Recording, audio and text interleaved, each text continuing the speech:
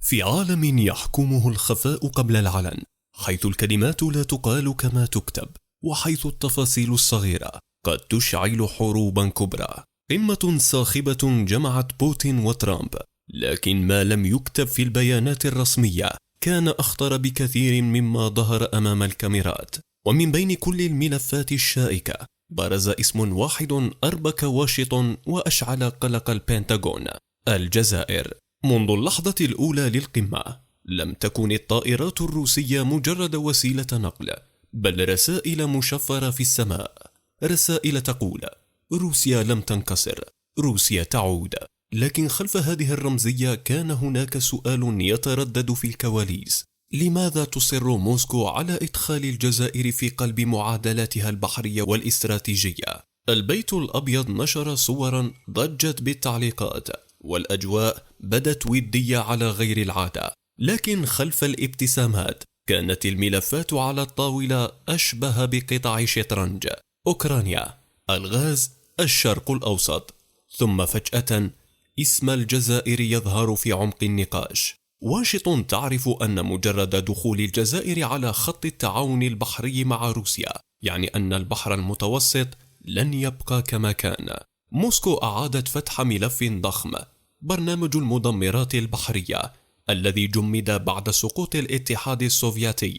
لكن هذه المرة لم يكن الأمر شأن روسيا فقط، بل مشروعا عابرا للقارات، من فيتنام إلى أمريكا اللاتينية وصولا إلى الجزائر. والجزائر تحديدا لم تعامل كزبون سلاح، بل شريك استراتيجي قادر على تغيير ميزان القوى في المتوسط. في ممرات القمة كان هناك همس متكرر: الغواصات الجزائرية.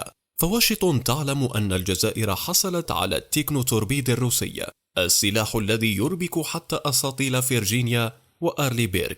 ببساطة إذا دخلت الجزائر هذا المضمار فلن تعود قناة السويس أو مضيق جبل طارق أو حتى الخليج مناطق آمنة للبحرية الأمريكية. ولهذا كان البند الخفي في المباحثات منع الجزائر من زيادة أسطولها تحت الماء كما ونوعا. لكن الأمر لم يتوقف عند البحر. في القاعة المغلقة طرح ملف أخطر: النووية. تسريبات تحدثت عن تعاون رباعي بين الجزائر ومصر وإيران وجنوب إفريقيا، تعاون يتيح امتلاك دورة وقود نووي كاملة. الرقم الذي صدم به الأمريكيون: 250 ساعة فقط، المدة التي يمكن فيها تحويل هذه الدورة إلى سلاح نووي.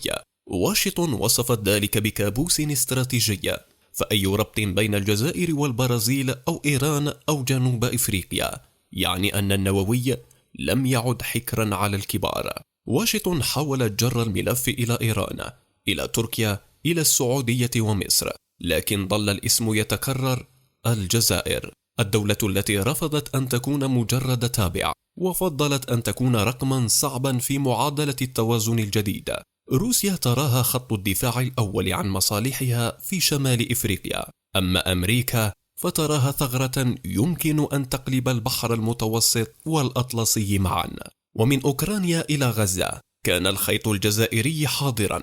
روسيا ترفض سقوط غزة لأنها تدرك أن ذلك سيدخل المنطقة في فوضى جديدة، والجزائر بدورها تعتبر القضية مسألة مبدأ لا مساومة عليها. هنا أدركت واشنطن أن الجزائر ليست مجرد لاعب عسكري، بل لاعبا سياسيا قادرا على تعطيل مشاريع كاملة. النقاش امتد إلى قناة السويس، باب المندب، والحوثيين في اليمن.